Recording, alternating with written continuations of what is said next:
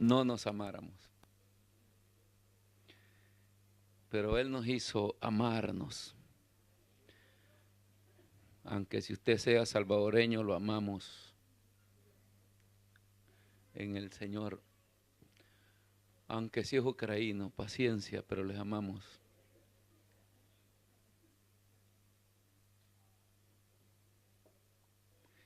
Aunque si es peruano, ya, pero hermano, le amamos. Ya, ñañito también. Gracias a la misericordia de nuestro Dios, podíamos haber sido enemigos, o quizás nacimos enemigos, ¿no? Nosotros somos enemigos con los hondureños, los peruanos con los ecuatorianos. Sí, así nacieron. Y hoy nos amamos en el amor del Señor. Pero que nos han robado, nos han robado.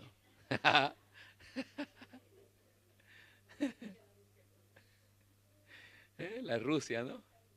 Noche la Rusia. Todavía les está quitando tierra. Pero les amamos en el amor del Señor, hermano. Tal como somos, ¿no?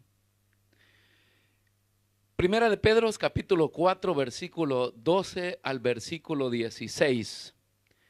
Damos gracias a Dios por todo lo que Él ha hecho y ha logrado para nuestras vidas.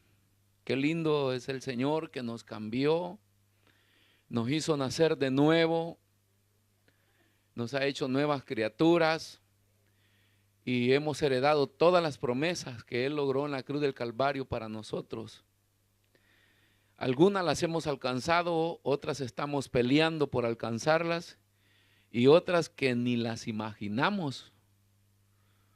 Por eso dijo el escritor, clama a mí y yo te responderé y te mostraré las cosas grandes y ocultas que tú ni conoces, no tienes ni idea. Es que hay cosas que nos han acontecido en la vida que no teníamos ni idea, hermano. ¿No? Nunca pensaron que le iban a meter un disparo y nos los metieron. Y Dios nos libró de ahí, no teníamos ni idea. Yo creí que era blindado y que era listo, hermano. Yo corrí bajo las balas en la guerra y la gente me alababa porque muchos compañeros míos murieron. Yo bajaba por el barrio y era bien orgulloso. ¿Sabe qué decían la gente de mí, los ancianos de mi cantón? Cuando ese joven se muera, decían, nadie va a ir a su entierro.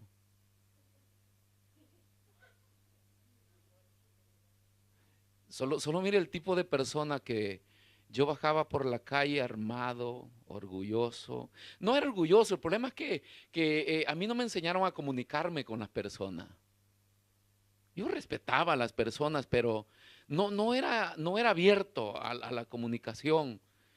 Y eso daba una mala impresión. Entonces decían, cuando se muera, nadie va a ir a su entierro. Y para la desgracia de ellos, yo nunca me morí. Gracias al Señor, ¿no? Pero ahí bajaba ese joven, hermano. Las muchachas se ponían locas por mí, a mí no me importaba. No, de verdad, le estoy abriendo mi corazón. Pero yo no vivía para eso. Yo en mi cabeza tenía mis amigos, mi diversión, mi vida. Yo no pensaba en matrimonio. Yo veo que los muchachos loquitos hoy de 15, 10, ahí andan locos. No sean locos. Yo disfruté mi vida hasta los 25 años. Ahí me atraparon, ¿eh? Pero yo disfruté mi vida tranquilo, hermano. Yo no andaba. Entonces, ahí en esa vida nos encontró el Señor. Y pensaba que era intocable, hermanos. Era muy ágil, muy veloz. Pensaba que era gacela, que era, ¿verdad? Toda esa especie de animales que saltan, que se defienden. Pensaba que era gato, porque los gatos tienen 7 vidas. Ay, hermanos, pero todo eso era falso. Porque un día fuimos atrapados por el enemigo y nos encontramos con serias dificultades. serios problemas que tenemos que enfrentar en la vida. Y solo Dios nos ayuda siempre. Y eso es lo lindo, eso es lo precioso, que aunque llevamos una vida de continuo, ¿verdad? De dificultades y problemas, pero no falta ver la mano de Dios manifestada ahí, que nos ayuda, que nos fortalece.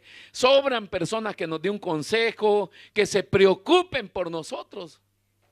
Esa es una bendición, eso solo lo ha hecho Dios. Imagínense que todos ustedes se preocupan por mí, ¿verdad? Al menos me imagino que usted ora por mí. Y el día que le venga la noticia, el pastor se está muriendo, ¿usted qué va a hacer? Gloria a Dios. Se va a asustar, ¿verdad? Va a orar, va a clamar. Y eso lo ha hecho el Señor, que otras personas se preocupen por nosotros. De repente no nos visitan, de repente vemos como que no se preocupan, no les interesan, pero lo más poderoso, hermanos, es cuando en las oraciones usted se acuerda de esa persona.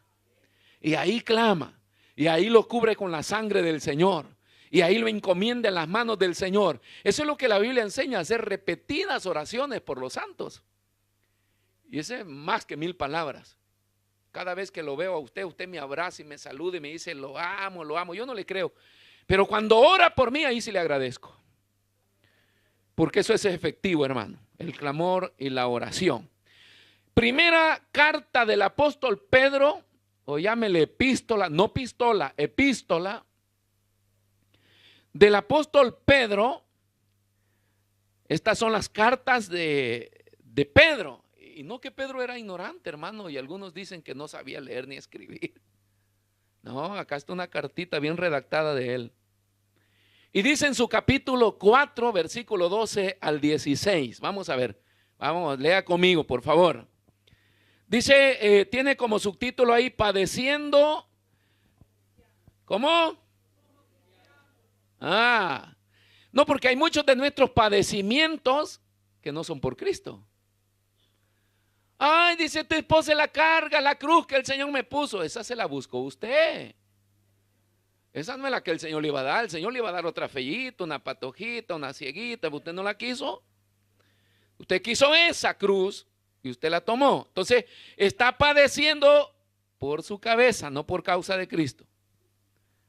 No, o sea, no, es que los jóvenes no vayan a ver ahí un pelo amarillo, ojos azules, que ya están con el cuello así. Ahí están los pobres muchachos acá, andinos, morenitos, feitos, nadie los quiere. Se ríe el José.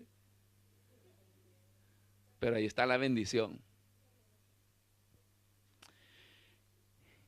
Y si padece, tiene que padecer por Cristo. Amados, no os sorprendáis del fuego de prueba que os ha sobrevenido, como si alguna cosa extraña os aconteciese. Vea cómo comienza el apóstol Pedro a concientizar el alma del cristiano. ¿Por qué? ¿Sabe qué es lo que está diciendo? ¿Por qué esa llorazón? ¿Qué esa lamentación que tienen porque por causa del evangelio sufren? No, dice, no tienen que estar así, sino gozaos por cuanto sois participantes de los padecimientos de Cristo. Gócese. Cuando por causa de Cristo suframos, gozaos. Póngale cara alegre. Eso es lo que está diciendo el apóstol Pablo por los padecimientos. Para que también, dice, en la revelación de su gloria os gocéis con gran alegría. Hoy en la mañana le decía que es importante, en Dios es importante recordarnos del antes y del después de la batalla. Porque la mayoría de personas nos gusta el después, el triunfo, la victoria, la celebración, la euforia. Eso nos gusta, ¿no? Pero cuando pierde su equipo está triste, condena al técnico, al jugador, a medio mundo, porque le gusta solo celebrar. No, vea la parte antes de la victoria, que es lo que está diciendo el apóstol Pablo. La gente, la iglesia vive con una ilusión. más que esperanza, es ilusión. La venida de Cristo, las calles de oro, el mar de cristal. Toda la gente está ilusionada con eso. Pero ¿y el antes? Para que Él pueda compartir ese tiempo de gloria con nosotros, necesita que seamos partícipes hoy en los sufrimientos por causa de Cristo. Por eso es que Pablo decía, yo llevo las marcas de Cristo en mi cuerpo. O sea, Pablo está diciendo, yo tengo derecho de celebrar con Cristo la resurrección y la venida del Señor y el milenio y la eternidad. Yo lo voy a disfrutar. Tengo derecho, ¿por qué? Porque en mi cuerpo llevo las marcas de este evangelio. Amén. Recuérdese, el antes y el después. 14. Si sois vituperados por el nombre de Cristo, ¿qué sois?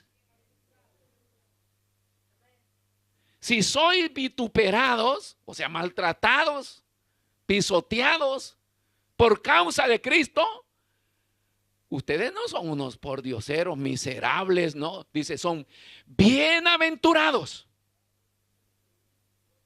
Y la bienaventuranza, hermanos, tiene que ver con una doble bendición de Dios, un doble reconocimiento que Dios hace en sus hijos. Bendito, cada vez que venimos llorando por causa de Cristo, venga para acá, lo voy a sobar. ¿Qué es eso, pastor? Bueno, lo voy a consolar, lo voy a cuidar. Le voy a sanar las heridas, porque por causa de mí ha sufrido. Amén. Entonces dice, sois bienaventurados porque el glorioso Espíritu de Dios reposa sobre vosotros. Los cristianos creen que solo en los cultos de unción el Espíritu de Dios está ahí. La gente en un culto de unción recién terminó, ¿verdad? Cantos y alabanza, hay gloria de Dios y está bien, usted está en el Espíritu de Dios y eso está precioso, pero cuando despierta y enfrenta la realidad, ay, estoy solo, nadie me quiere. La Biblia dice, Pedro está aconsejando y dice que después de que dice bienaventurados, dice porque el glorioso Espíritu de Dios reposa sobre vosotros. No hay mejor certeza de que el Espíritu Santo está con usted que cuando es pisoteado por el evangelio. Usted puede venir con la cara larga, hermano, triste, amargado, llorando porque por predicar el evangelio lo agarraron los carabineros y le dieron con palo en la cabeza. Aunque no muestre alegría en su rostro, pero hay una certeza de que el Espíritu de Dios está con usted. Vea qué diferente es la Biblia a lo que nosotros pretendemos o pensamos. Que solo en un culto de unción el Espíritu vino sobre mí y ahí celebré. No, en los momentos de sufrimiento es cuando usted ve que el Espíritu de Dios está con usted. Porque le da mansedumbre, porque le da dominio propio, porque le ayuda a resistir, porque a veces no siente los maltratos, porque se goza en medio de ese dolor, de ese problema. Esa es la certeza de que usted no está solo. El Espíritu de Dios está ahí. Amén. Aunque no dance, pero Dios está ahí con usted. Ciertamente, de parte de ellos, Él es blasfemado, pero por vosotros es. Cada vez que blasfemen contra de Cristo, lo que están haciendo es glorificándolo. Imagínense que el ateo, para ser ateo, necesita creer que Dios existe. Es contradictorio, ¿no? Porque ¿para qué hay ateos si Dios no existe? Hay ateos porque Dios existe y ellos deciden no creer que Dios existe. Pero hasta ahí le dan gloria al Señor porque cada vez que mencionan y tienen guerra con Dios, le están glorificando a Dios. 15. Así que ninguno de vosotros padezca como homicida o ladrón o malhechor o por entremeterse en lo ajeno. Todos los problemas que nosotros construimos con nuestro carácter o con nuestra mala conducta no tienen nada que ver con los sufrimientos o los padecimientos o vituperios por causa de Cristo. Entonces dice, nosotros no tenemos que padecer como homicidas, como ladrón o como malhechor. Pero si alguno padece como cristiano, ¿está leyendo todavía conmigo? Pero si alguno padece como cristiano, no se avergüence, sino glorifique a Dios por ello. Si alguno padece como cristiano, no se avergüence, glorifique a Dios por ello. Oramos, hermanos. Padre, te damos gracias en el nombre de Jesús. Gracias, Señor, por esta tarde especial, maravillosa que nos regalas para poder estar acá, Señor, reunidos, alabando y glorificando tu nombre. Te pido, Señor, que tomes el control de nuestras vidas, de la vida de cada uno de mis hermanos que se han reunido esta tarde acá, y que tu Espíritu Santo pueda obrar a través de la revelación de tu palabra y que el mensaje pueda llegar a lo más profundo de nuestro corazón. Háblanos esta tarde en el nombre de Jesús. Amén, Señor, y amén. Puede sentarse.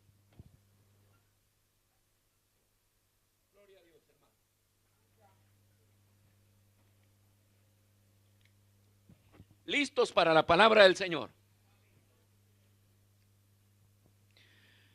Yo tengo complicaciones para comer. Más que todo con el sistema italiano, ¿no?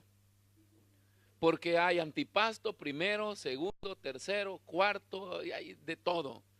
Cuando usted viene a comerse el postre, hermano, usted ya tiene horas de estar sentado, ya ni hambre tiene.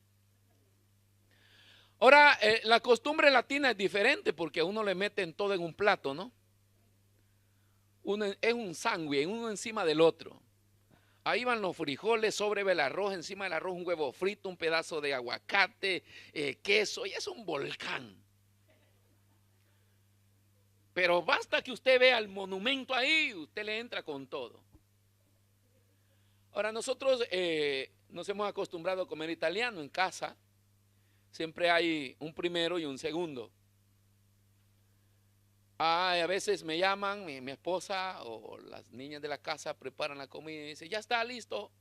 Y yo levanto el cuello de donde estoy sentado y me han puesto solo la pasta. Y yo le digo, ¿por qué me llaman que está listo si todavía falta? No, ahorita va, entonces no me llame. Porque yo debo comer todo junto. Y entonces ya traen el primero y el segundo. No vaya a creer que, verdad, estoy hablando de manjares, pero es primero y segundo. La pastita y la verdurita por ahí, y ahí estamos. Pero voy comiendo todo junto. Acá me pusieron un pedacito de queso, acá la verdura, entonces yo agarro un pedacito de queso, un pedacito de verdura, dos cosas de pasta y paz. Todo. Yo veo que algunos la carne la dejan por último. Yo voy a dejar la carne para cuando no tenga hambre. Todo junto. Ahora, cuando yo le dije que se sentara para escuchar la palabra de Dios, ya el plato está listo, hermano. Todo junto lo comemos, venga como venga, le guste o no le guste. Pero este es el manjar, hermanos, de la palabra de Dios. El tema de esta tarde se llama orgullosos de ser cristianos. ¿Cuántos están orgullosos de ser cristianos? ¿De verdad? ¿Seguro? Sí, le estoy hablando de un orgullo sano, ¿ya? Ahora, ¿sabe? Lo curioso es, hermano, que existe en muchas personas el sentimiento arrogante de orgullo. Y en la iglesia también hay. El sentimiento arrogante de orgullo.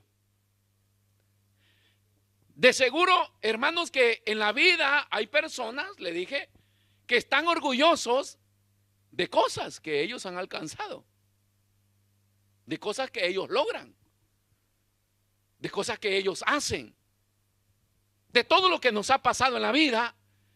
Tenemos ese sentimiento de sentirnos orgullosos. Si gusta le pongo algunos ejemplos. Hay padres que están orgullosos de sus hijos.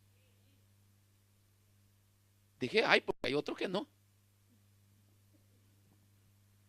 Pero hay unos que están orgullosos de sus hijos, ¿no es verdad? Hay hijos que están orgullosos de sus padres.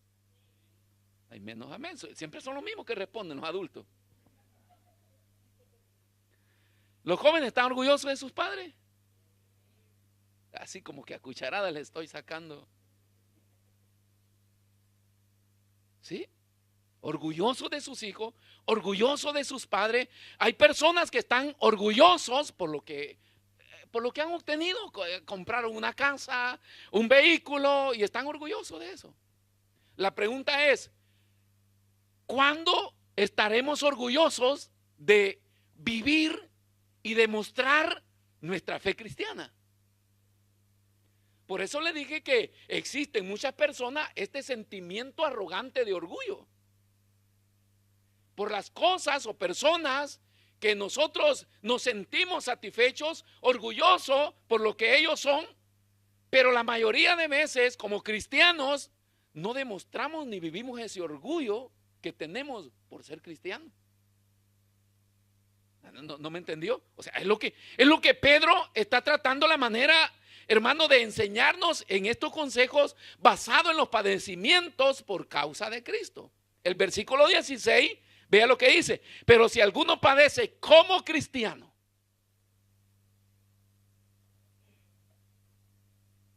el sentirse orgulloso, que es muy fácil declararlo dentro de la iglesia, porque acá no hay musulmanes, porque acá no hay cochebombas, porque acá nadie le va a dar con un leño en la cabeza.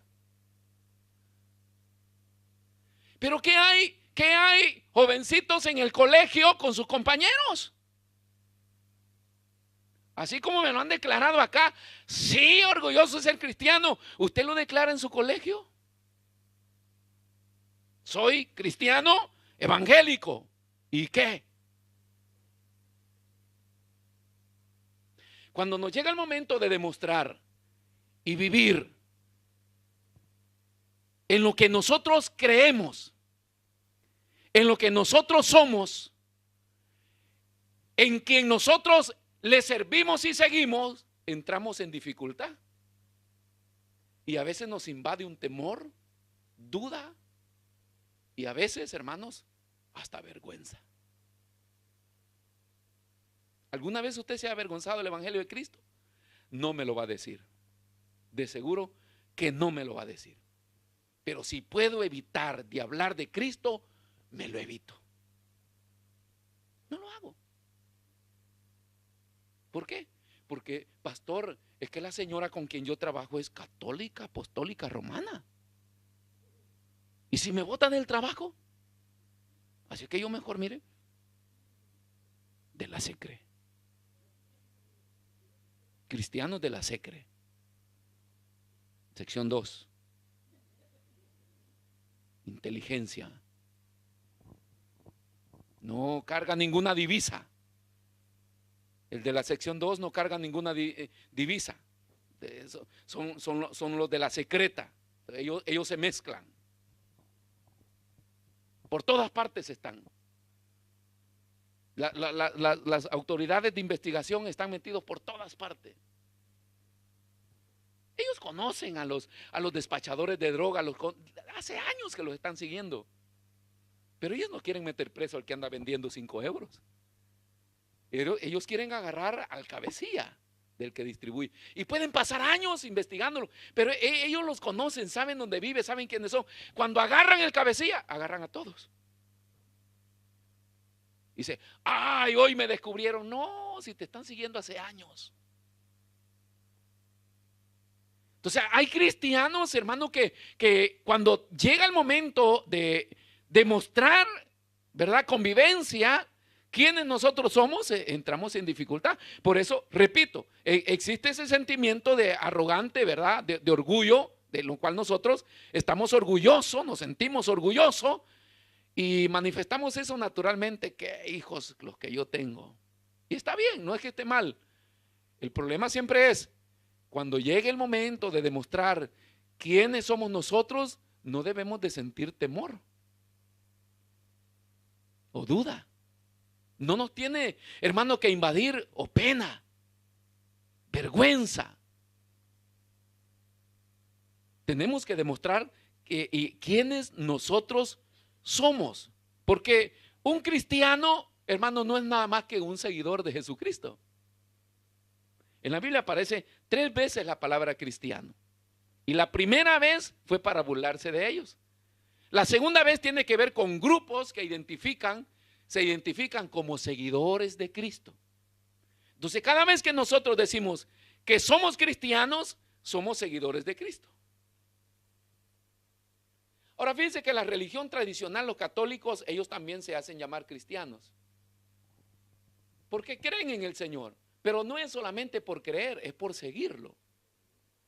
Y cuando hablamos de seguirlo, no es que el Señor anda corriendo. Seguirlo, lo que implica es la aplicación, ¿verdad?, de las normas que Él ha puesto, de los reglamentos que Él ha puesto, las vivencias cotidianas, el evangelio práctico de lo que Él ha enseñado, cómo nosotros tenemos que vivir para imitarlo a Él. La idea es que con nuestra vivencia nosotros nos vayamos pareciendo más a Él. Por eso es que la Biblia dice hasta que lleguemos a la medida y a la estatura y a la profundidad de Cristo. Porque nuestra vivencia es como fotografías a ráfaga. Hoy las cámaras modernas, aunque en los celulares usted puede hacer, ¿cómo se le llama ese tipo de fotografías? En secuencia, ¿verdad? Algunas tienen 2, pero las cámaras tienen varias. Usted puede hacer 5, 10, hay cámaras profesionales, donde usted la puede dejar fija y programada y usted se va. Y el primer usazo, ¡ta! Segundo, ¡ta! Tercero, ¡ta! Usted se mueve como quiere. Nosotros ya lo hemos hecho. Ya Kelvin nos ha enseñado, dice, este con 2, nosotros, ¡paz! Cambiar posición, ¡tas! Para el otro lado. Entonces, la vida práctica del evangelio es como una serie de fotografías. Pero la idea no es solamente que sean diferentes, sino que sea mejor que la primera. Entonces nuestra vida, cada día, hoy nosotros tenemos que ser mejor que ayer. Y mañana tenemos que ser, ese es el reto, mañana ser mejor que hoy. Y el martes, y así vamos, en perfeccionamiento. Hasta que vayamos, hasta que la gente nos va identificando. La mayoría de personas nos dice, estos son los cristianos de esa iglesia. No es tanto que no nos sintamos tan alegres porque nos digan que somos cristianos de esa iglesia. No, estos son los de ese grupo. No. Lo que necesitamos es que un día la gente diga, estos se parecen a Jesús. Porque la palabra cristiano tiene que ver con eso, en que nosotros nos vamos pareciendo a Cristo cada día. Hermano, ¿está de acuerdo? Cada día, hermano. Ahora no es fácil, hablarlo es fácil, imaginarlo es fácil, vivirlo es difícil. Porque si vamos a estudiar la vida de Cristo, nos vamos a dar cuenta que nosotros nos quedamos chiquititos, hermano. No llegamos ni a cristinos, ni a escapulario. No llegamos al Cristito ese de la cruz. Imaginémonos a nuestro amado Jesús con su tipo de vida, con lo que Él vivió y cómo Él nos enseñó que nosotros teníamos que seguir ese camino. Vamos en ese camino. Pero lo importante, hermano, es que todos los días nosotros caminemos sobre ese objetivo y que le pidamos al Señor que nos ayude a ir cambiando cada día. Que no sea la misma persona. No sé si le sucede a usted, pero de repente cuando hay discusiones entre los esposos y esposas, de repente nos sale a la luz eso de no has cambiado nada. Y resulta que usted ya lleva 20 años de cristiano y la misma esposa o el mismo esposo le dice, no has cambiado nada, bruja. Eso es como un balde de agua fría. Porque todos nosotros pensamos que con el tiempo que tenemos de ser cristianos hemos cambiado. Que nadie nos venga a decir lo contrario, ni el pastor, porque él no conoce mi vida. Pero tu esposa sí la conoce. O tu esposo sí la conoce. O los hijos sí la conocen. Y cuando ellos hablan, están diciendo la verdad. Cada vez que estas frases vengan, no el 100%, pero la mayoría de veces, hermano, nos tiene que hacer reflexionar. Porque cuando del cónyuge salen expresiones como no has cambiado nada, es una alarma. O lo que tus hijos piensan de ti. Dice, no, si mi papá y mi mamá no cambian nunca. Y por eso es que hay pleito. Vamos a la iglesia, vago, que el Señor los puede cambiar. Y ellos, por respeto, nos dicen, ¿por qué no lo ha cambiado a usted? Ellos por sometimiento dicen, ok, vamos vos, le dice al otro, pues estén contentos ellos. Y los muchachos vienen y se sientan ahí. Y aunque se les predique de cambio, dice, ¿por qué no cambia? ¿Por qué no ha cambiado a mis padres si puede cambiar? Si tiene poder para transformar, ¿por qué no ha transformado a mi mamá, a mi papá? ¿Por qué no ha transformado a mis hijos? Vea el mensaje que nosotros enfocamos, hermanos, cuando no nos dejamos moldear por el Señor y cuando no nos damos enterado que el congregarse no es una pérdida de tiempo, es un examen. Cada vez que venimos a la iglesia es un examen. Que la gente no, si un día dijeron, ay, viene la hermana chismosa otra vez, Dios mío, todos ven para atrás. No, nadie viene entrando. Así son las expresiones. Que con el pasar de los años digan, santo, ahí viene la hermana, la que usa al Señor. Ella oró por mí, me sanó. Ella cuando habla, sus consejos son sabios. Entonces, ese tipo de cambios se tiene que dar en nuestra vida. Y entonces nosotros nos vamos acreditando con méritos esta expresión de cristianos. ¿Por qué? Porque nos estamos pareciendo al Señor. ¿Y qué es lo que pasa, hermano? El problema está en la dificultad. Cuando yo necesito poner a prueba, ¿verdad? En lo que yo creo, porque yo creo en el Señor y usted también, ¿verdad? ¿Usted cree? ¿Sí? ¿Es poderoso el Señor? ¿Por qué tenemos dificultad para ir a las calles a hablar de Cristo? Si usted dice que Dios es poderoso. ¿Por qué dejó de orar por su cónyuge que no es convertido porque se cansó y Dios no puede hacer nada? Dios se siente impotente ante ese personaje. No es verdad. ¿Por qué dejó de creer? ¿Por qué dejamos de confiar en Dios cuando necesitamos que cambie nuestra familia o que cambie parte de nuestra vida? ¿Por qué nos rendimos? Y luego cuando nos preguntan, ¿usted cree que Dios es poderoso? Amén. ¿Por qué? Porque abrió al Mar Rojo, porque hizo pasar a Israel en seco atravesando el río Jordán, porque le hizo conquistar grandes ciudades. Solo eso es lo que Dios puede hacer. O sea, Dios es histórico o sigue siendo Dios hoy. Y entonces, ¿por qué entramos en crisis, hermano? ¿Por qué entramos en crisis cuando necesitamos demostrar en el Dios que nosotros creemos? Y confesarlo, no solamente, hermano, en lo que creemos, sino también vivirlo. ¿Cómo vivir este evangelio? Nos debería preocupar. Reflejar que estamos orgullosos de ser cristiano. Como el católico.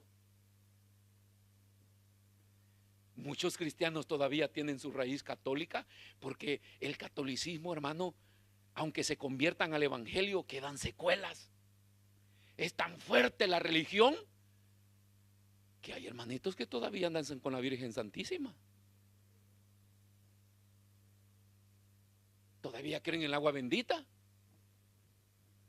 Todavía se persinan de vez en cuando. Si no oro, al menos me persino. Es tan fuerte la raíz de la religión. Pasan años para que una persona sea despojada. Y cuando ellos lo son orgullosos de ser católicos, apostólicos, romanos. Son orgullosos de sus iglesias. Ellos pasan por todos los monumentos de sus catedrales y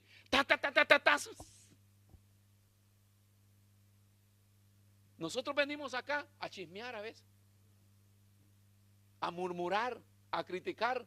Y la gente religiosa, ay, hermano, no vaya a pasar San Francesco por la par de ellos, que le besan los pies. Yo paso en medio de ustedes, ni me ven. El santo ungido, que vale tan poco para ustedes. Los religiosos honran, equivocadamente, pero honran a sus líderes. Imagínense el gran debate que hay todavía hoy, encubriendo a sus líderes que han cometido fechoría y los están defendiendo. Porque la religión es así, son orgullosos de ser lo que son. ¿Usted le hubiera gustado nacer en un país islámico? No, pues ellos son felices. Ellos son felices de ser islámicos. Y donde quiera que ellos van, ellos dicen que son musulmanes y oran 3 veces al día. Donde quiera que estén.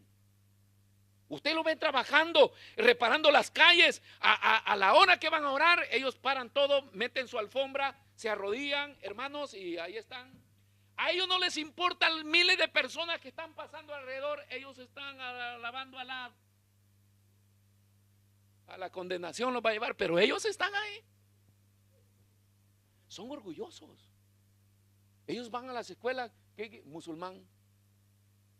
Algunos negritos por ahí me paran en el furgón para que los lleve. Y le digo, chao, ¿de dónde es? ¿Qué religión es? Musulmano. Tranquilo. Y a mí me dice, ¿tú qué eres? Hasta se me olvida. ¿Alguna vez se le olvidó contestar que usted es evangélico? Dice católico de casualidad. Le dice, tú eres evangélico, yo soy católico. Bueno, dice, somos símiles. Sí, es verdad, seamos iguales. ¿Por qué no defiende? ¿Por qué no dice, no seamos iguales? Hay una diferencia. Vayámonos respetando, por favor. No, basta que al menos dije quién soy. Hermanos, el demostrar que nosotros estamos orgullosos de ser cristianos evangélicos, seguidores de Cristo. Ahora, no solamente demostrarlo, sino también el declarar que nosotros le servimos a Él. Ese es el otro problema que tenemos, servirle a Dios.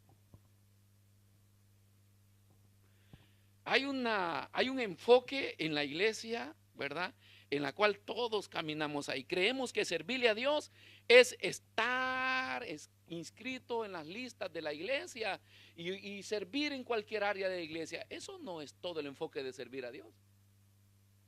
Usted sabe que el mayor espacio y lugar donde se le puede servir a Dios es fuera del templo. Todas las obras buenas que nosotros podamos hacer para ayudar a las personas tiene que ver con el servicio a Dios, sin esperar nada a cambio, sabedores que no son las obras que salvan, pero que el salvo produce obras, actúa. Entonces tenemos ese problema que nosotros pensamos, a veces hasta los pastores, si tú no sirves en la iglesia, tú no sirves para vivir. Por ejemplo, los que evangelizan casi siempre están exhortando, ¿no? Es que, hermano, a usted no le gusta evangelizar. ¿De qué deduce usted que a mí no me gusta evangelizar? Porque usted no viene los miércoles. Hay una gran diferencia, que los miércoles no puedo ir, pero eso no quiere decir que yo no evangelizo. ¿Me escuchó? Cuando pueda y tenga lugar y voy a dedicar ese tiempo, yo voy a las actividades de la iglesia porque es mi compromiso ser parte de las actividades de la iglesia. Pero mi vida, mi pasión por evangelizar está cada vez que yo hago contacto con una persona que no conoce a Cristo.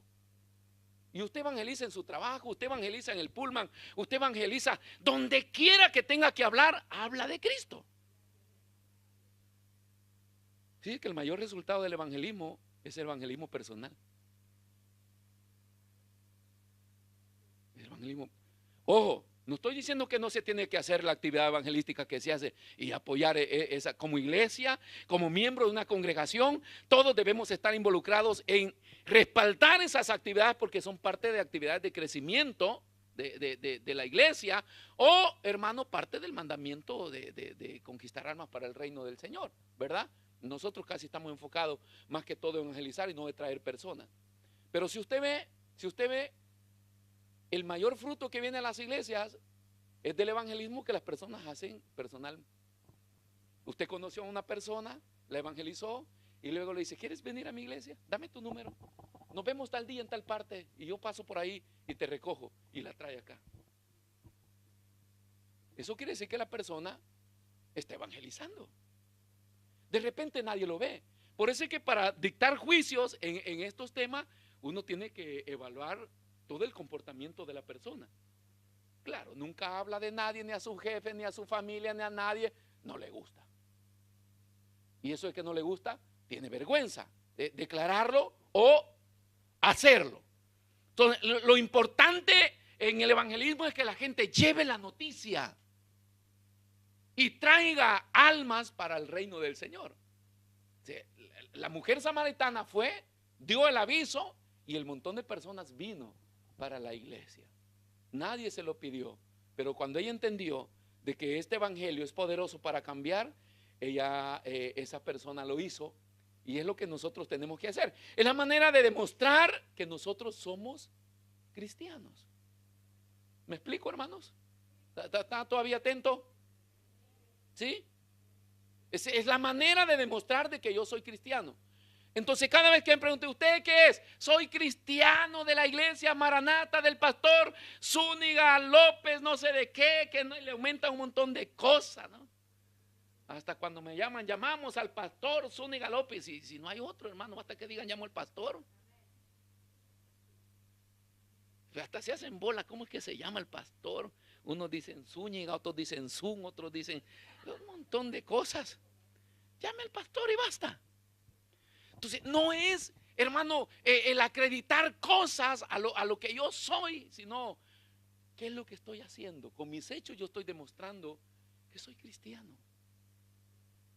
Se lo comunico a todas las personas con las que yo me relaciono. Soy de fe cristiana evangélica, seguidor del Señor.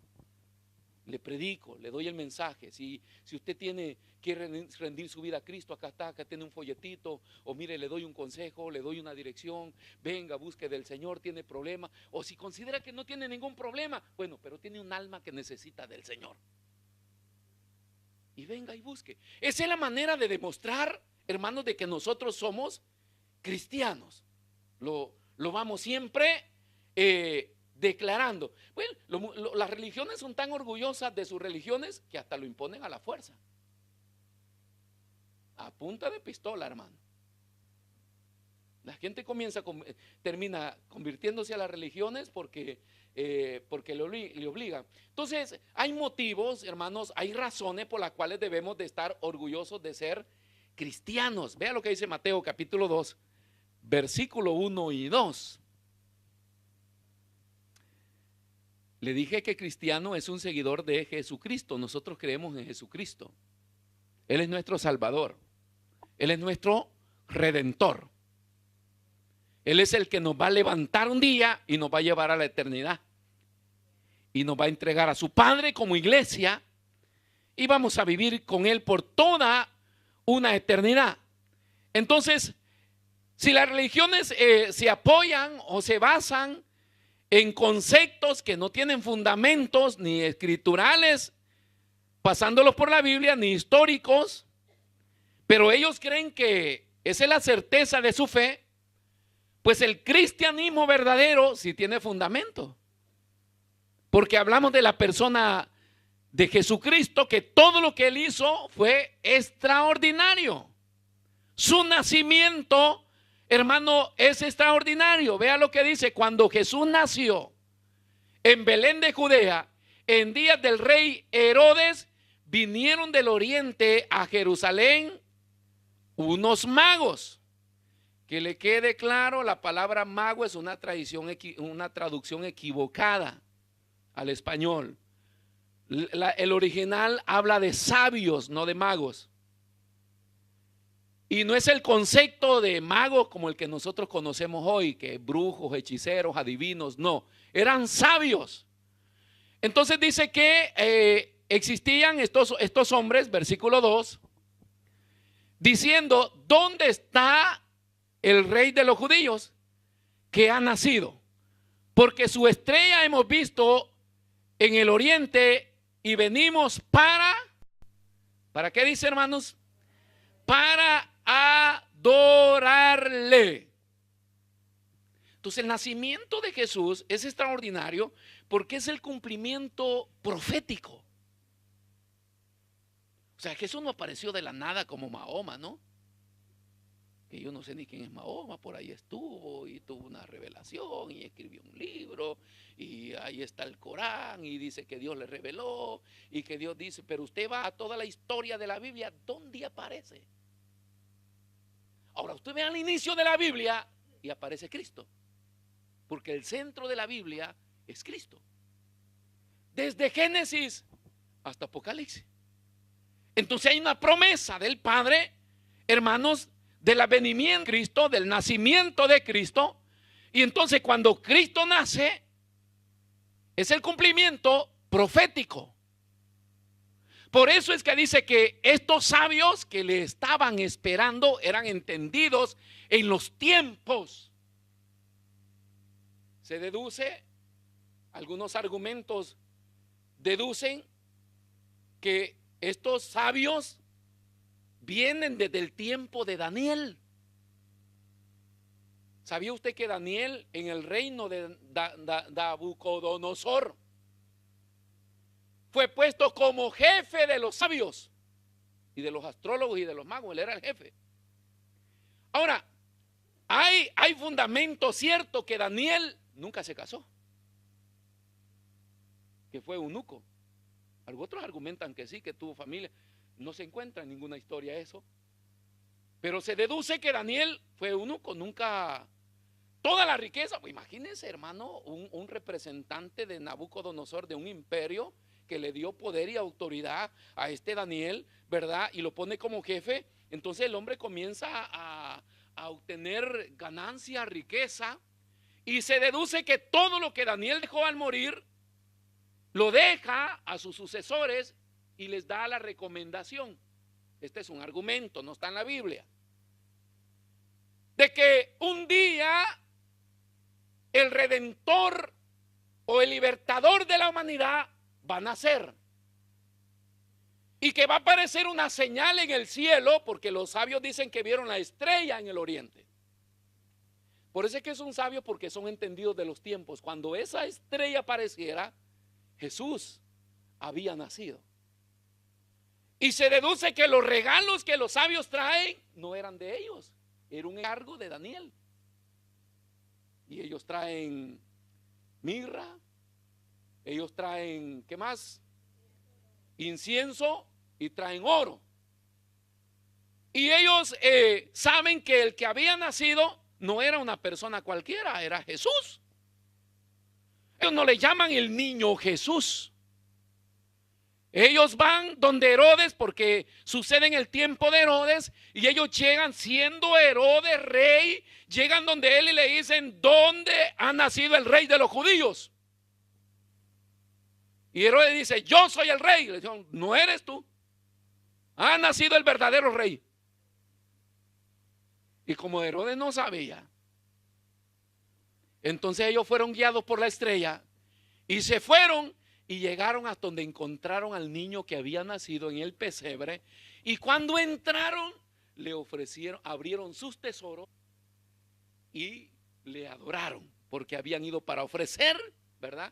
Y ya usted ya sabe lo que significa la mirra, el ¿qué más? Se me olvida, el oro, el incienso, que tiene que ver con proclamarlo rey, con proclamarlo sacerdote y con anunciar su muerte y su resurrección. O sea, están hablando del Cordero de Dios que quita los pecados del mundo. No había nacido un cualquier niño, había nacido el rey de los judíos. Y hoy el rey nuestro, el rey de la iglesia. Por eso hoy hemos venido para adorarle. Y abrieron sus tesoros. Y ese es el cumplimiento. Por eso es que, ¿dónde estaba escrito eso? Está escrito desde el inicio de la Biblia, que Jesús iba a nacer. Y se cumplió. ¿Verdad que hay razón por qué llamarnos cristianos? Orgullosos de ser hijos del Señor. La manera, hermano, cómo viene concebido por el Espíritu. Un ángel, ¿qué fue? ¿Ángel o arcángel? ¿Quién está más informado? Se le aparece a María y le dice: salve, bienaventurada eres tú. Ese no es el rezo de los católicos, eso lo dijo el ángel. Bienaventurada eres tú entre todas las mujeres, bendita eres entre todas las mujeres, y bendito es el fruto de tu vientre, Jesús. Ave María purísima. No, eso se lo agregaron ellos. Pero el ángel le dice, hermano, y le da la noticia que esta mujer había sido bien vista por el Señor desde el cielo, y que Dios la había elegido por su tipo de vida justa. Dios la había elegido para que en su vientre ella pudiera concebir al Hijo de Dios, que es Jesús. Y así le dice: tú vas a quedar encinta, hoy vas a concebir del Espíritu, y en tu vientre vas a tener un hijo, y este será del Altísimo, y el Espíritu de Dios estará sobre él, su reinado no tendrá fin. Y le dice una serie de cosas, y María, hermanos, escucha todo, y al final dice: hágase tu voluntad con tu sierva. Y así nace Jesús. Su nacimiento, el tiempo del embarazo, hermano, fue problemático. ¿Por qué? Porque imagínense que María estaba desposada. Desposorio significa comprometida para el matrimonio. Se firmaba una especie de un notario firmaba una especie de matrimonio, un acta de matrimonio, de compromiso. Por eso se hablaba de desposada con José. Pero en ese periodo ellos no tenían relaciones, y resulta que María le comienza a crecer la barriguita.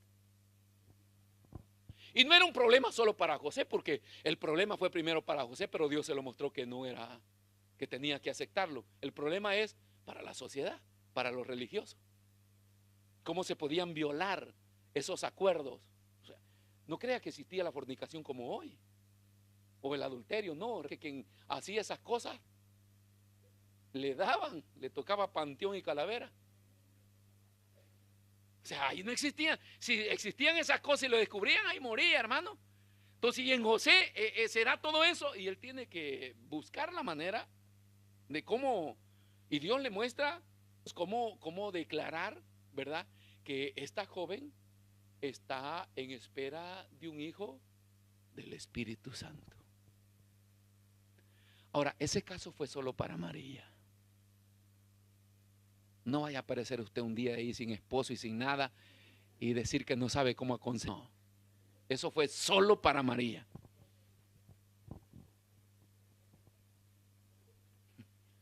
Porque, hermanos, al escoger cosas,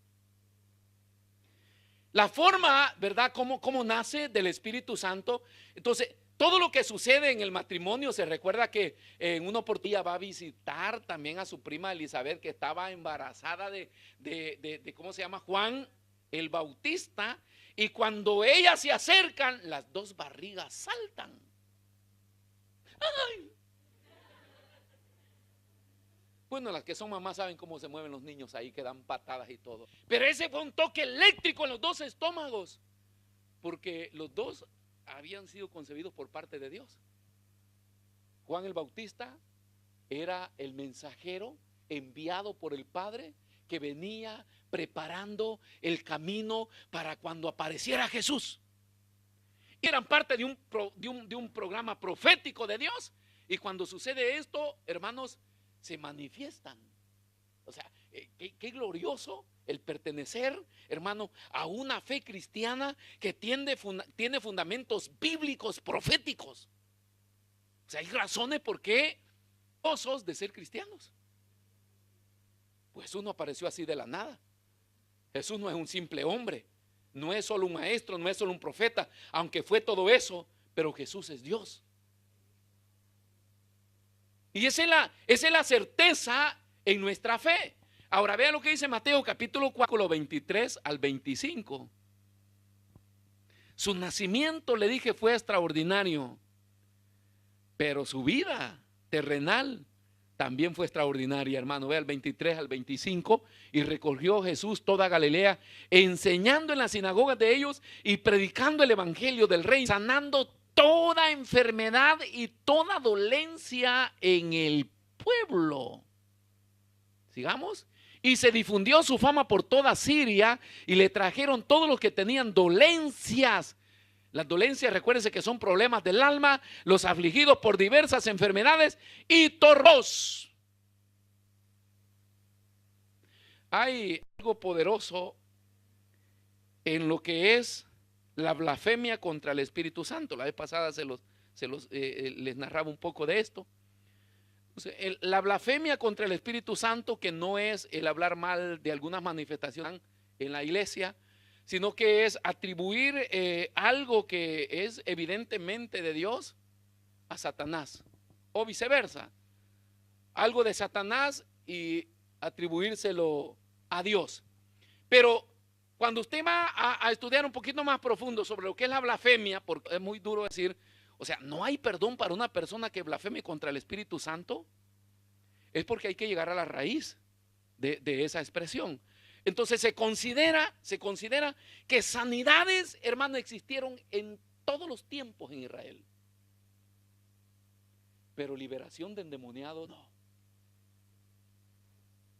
Y los judíos tenían este pensamiento, que el día que apareciera el Mesías, el enviado por el Padre, él era el único ungido que tenía el poder, hermano, de desatar a Satanás. Y cuando apareciera el Mesías, entonces no solamente iban a haber sanidades, iban a haber liberaciones. Eso no se había dado hasta el tiempo de Jesús. Usted no lo encuentra en ninguna parte de la Biblia haciéndole liberación a los endemoniados. Sanidades. Aparece Jesús y Él es el que comienza a liberar a los endemoniados. Por eso es que hay maldición, ¿verdad? No hay perdón para aquellos que le atribuyen. ¿Por qué? Porque en ese caso Jesús está liberando a personas endemoniadas y religiosos, y dicen que Jesús está liberando en el nombre de Belcebú, que es el padre de los demonios.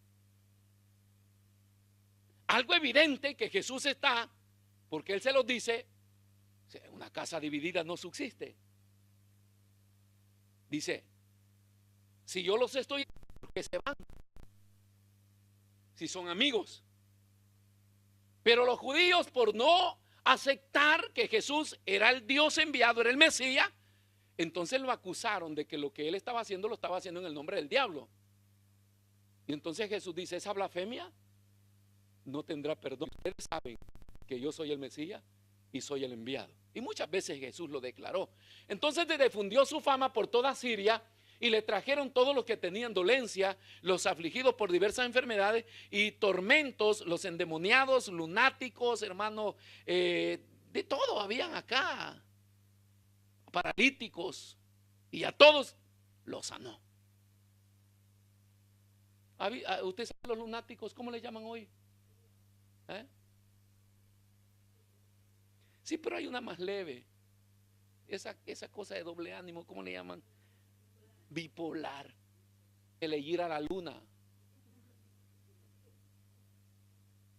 Todas esas cosas no existían hace años. Pero hoy el enemigo ha tomado control sobre esto. Bueno, pues todo este tipo de casos el Señor los sanó, ¿verdad? Es como el pastor nuevo que llegó a la iglesia y le dijo, hermanos, he venido con un poco de homilética, hermenéutica, le dice apologética. Y se para un anciano y le dijo, tenga fe, pastor, el Señor lo va a sanar de todo eso. ¿Por qué sabían los ancianos de homilética, hermenéutica? Para ellos pensaban que el pastor había venido enfermo. Dice, tenga fe, pastor, les han venido muchos, el Señor lo va a sanar también, le dice.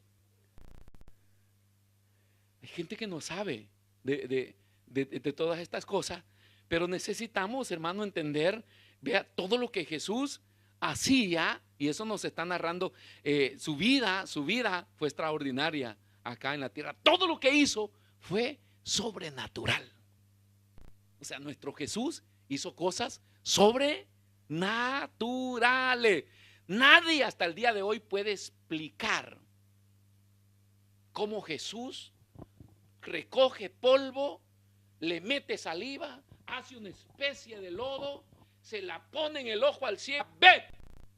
Y el tipo se le comienzan a abrir los ojos. Usted agarra, va a traer un poco de fango y se lo mete, lo baña, hermano, de fango y no le pasa nada. La ciencia no logra explicar los milagros que acontecen en los hospitales. ¿Sabe por qué? Porque todo lo nuestro amado Jesús, y es extraordinario y es sobrenatural, que no tienen explicación, solamente asentados en la fe que nosotros tenemos. Entonces, si como no tenían explicación, buscaron la manera y la forma cómo encontrarle un error. Imagínense, tratar la manera de encontrar un error en Jesús. ¿Usted lo haría? ¿No? Pues quiero decirle que hasta el día de hoy hay bibliólogos buscándole error a Dios en la Biblia. Cuenta cosas que la Biblia dice. La gente está investigando, porque desde la venida de nuestro Señor Jesucristo, que toda su vida fue una vida extraordinaria, siempre el hombre está buscándole un error. Yo quiero decirle esta tarde a los que están despiertos, no trate la manera de buscarles errores al Señor, porque Él es perfecto. Los errores los tenemos nosotros los hombres, pero Él es perfecto. Encontraron, entonces, hermano, buscaron a alguien que levantara falso testimonio contra Él. Y así lo llevaron a la cruz, acusándolo de que alborotaba al pueblo, de que decía cosas. La mayor acusación es que Él decía, es una blasfema para los judíos, decir que Jesús es Dios. Eso es lo que nos aceptan todas las demás religiones cuando nosotros le decimos que Jesús no es hijo, Jesús es Dios. Fue hijo como hombre, pero como Dios es Dios.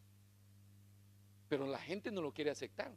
Entonces, para que levantaran falso testimonio, y así pues los romanos lo llevan a la crucifixión, que no lo llevan ellos, sino que Jesús dice, mi tiempo se ha cumplido.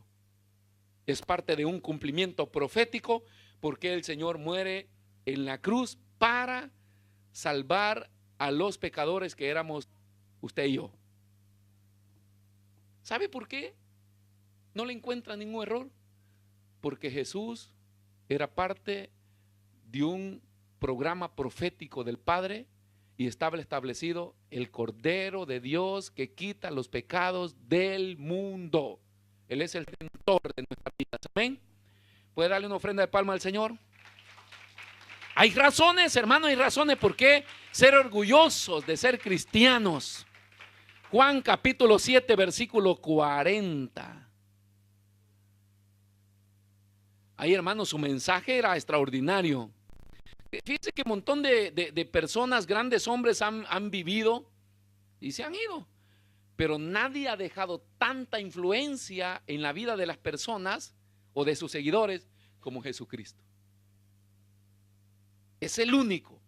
Se considera, hermano, que el cristianismo es como la influencia más poderosa del mundo. ¿Sabe por qué los asesinaban? Porque ya vinieron estos herejes. Porque en todos los tiempos han existido seguidores de Cristo. Donde han estado se han levantado las religiones poderosas, donde ha estado el comunismo que ha querido siempre eliminar, hermano, la fe cristiana, siempre ahí han estado los cristianos metiendo la nariz. Algunos la han considerado como una peste. Si nosotros extranjeros acá, latinos, y tenemos iglesias acá, y la gente de acá dice, ya vinieron estos. Una vez estábamos predicando allá en Butera, allá en Sicilia, y llegábamos a las plazas, ¿verdad? Predicarle a todos los jóvenes que estaban sentados ahí, ancianos de 80 y 90 años, encontramos en las plazas. Y cuando nos veían, ¿verdad? Con el grupo folclorístico y a predicar, decían, ya vinieron estos americanos con la religión de ellos. Pues para ellos nosotros todos somos americanos y tienen la razón porque somos americanos. Pero ellos que nuestro mensaje es otra religión. Y les decíamos, no, si de acá salió para allá. Nosotros solamente somos predicadores. Pero ¿qué influencia, hermano, la que tienen los seguidores de Jesús? Y seréis testigos. Y estamos dispuestos a morir por Cristo. Claro, con esos amenes.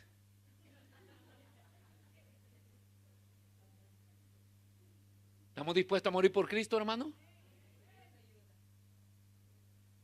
Que Dios nos ayude, porque si es de dar la vida me dan ganas de correrme.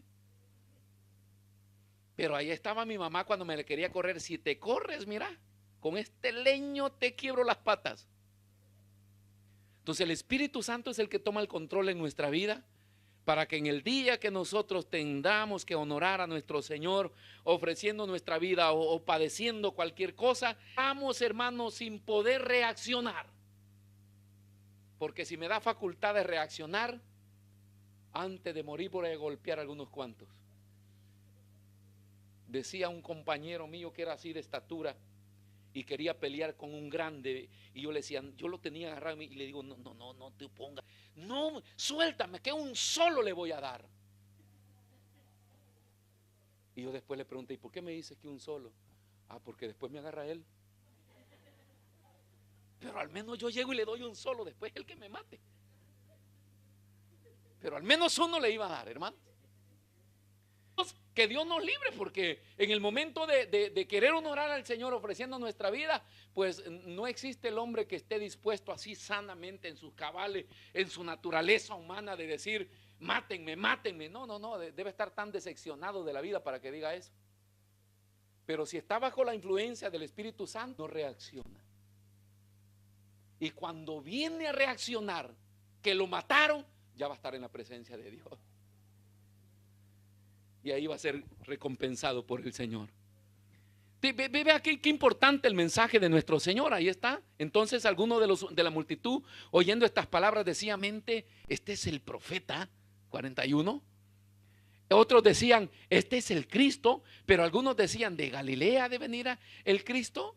42. No dice la Escritura que del linaje de David y de la aldea de Belén, de donde era David, ha de venir el Cristo. Era tan poderoso el mensaje del Señor. Estaba este tipo de pensamientos, ¿verdad? Inquietudes en la gente, porque nadie había hablado hasta ese tiempo así. Y por eso es que todo lo que nosotros hacemos hoy en Cristo, si volvemos unos años atrás, usted diría, ¿quién lo hubiera pensado que yo podía ser útil para ministrar a otro? ¿Quién hubiera pensado si unos 30 años atrás hubieran agarrado a José Zúñiga? En aquel tiempo era Chepe, porque a los José les dicen Pepe, Chepe. ¿Quién hubiera pensado decir, tú vas a ser un predicador del evangelio allá en Italia? En Italia, si no quería salir ni de mi cantón. O sea, los hermanos se paran acá a cantar, ¿verdad? Y hasta estilo de cantante famoso tienen. ¿Quién lo hubiera pensado?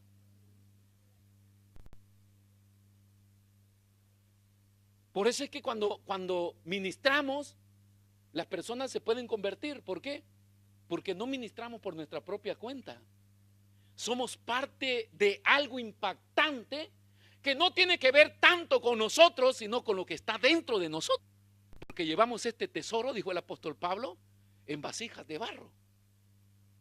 Entonces el mensaje del Señor siempre es impactante. No se alaba al burro, se alaba el mensaje. No es el burro el que tiene que pasar bailando y contento sobre la alfombra, sino es el que va sobre el... En Jesús era Él el Dios poderoso y su mensaje era impactante, y hasta el día de hoy todos los que le pertenecemos a Él, vivimos para Él, nos separamos para Él, el mensaje siempre impacta, porque no son impactantes los hombres, es impactante el mensaje. Señor, amén. Qué tremendo. Y acá cerramos, hermano, su muerte y su resurrección. Ahí en Primera de Pedro, capítulo 1, versículo 3 al 5. Gracias al Dios Padre de nuestro Señor Jesucristo. Su muerte y su resurrección, hermano, son razones para que nosotros nos sintamos orgullosos. Dos eventos considerados, hermano, como los hechos más asombrosos de la historia. ¿Cómo murió Jesús? Es histórico, porque no tenía error, porque no cometió ninguna falta y porque murió considerado como en la posición donde morían los malditos, crucificado, con muerte de cruz, sepultado, hermano, y desaparecido al tercer día, porque no estaba más en la tumba. Y descendió a la profundidad de la tierra, y dice que a muerte y al sepulcro, y le quitó las llaves. Y resucitó. Y se apareció por 40 días a sus seguidores, mostrándoles que era el Cristo que habían crucificado. Y que así como les había dicho que iba a morir, les había dicho que iba a resucitar y que él había resucitado. Fue exaltado a los cielos. Y ahí están sus discípulos contemplándole. Hay ángeles que bajan y les dicen: pero ¿por qué estáis acá viendo al que ha sido levantado? Así como lo habéis visto ir, así mismo le verán venir. Y ascendió, hermano, a la diestra del Padre. Por eso es que todo cristiano debe sentirse orgulloso de ser cristiano, seguidor de Cristo Jesús. Denle una ofrenda de palma al Señor, seguidor de nuestro amado Señor. Por eso, hermano, esos hechos asombrosos se consideran los hechos, hermanos, de historia, la muerte y la resurrección de Cristo. No tenemos a un Cristo